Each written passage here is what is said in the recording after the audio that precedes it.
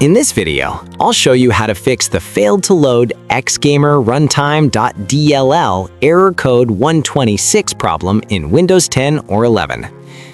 It's a simple and quick fix, so let's get started. First, click the Start button and search PowerShell. Now click on Run as Administrator. After that, you'll see a new window called Windows PowerShell. Now copy the command text from the description. Then copy the first line, paste it, and press Enter. Do the same for the second and third commands as well.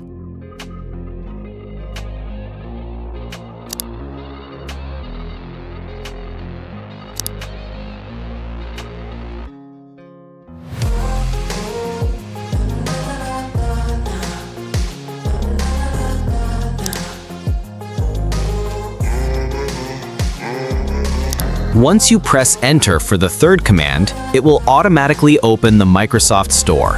Here, you'll see Gaming Services. Just click on the Get button to install it. And that's it. Your problem should be fixed now. Thanks for watching.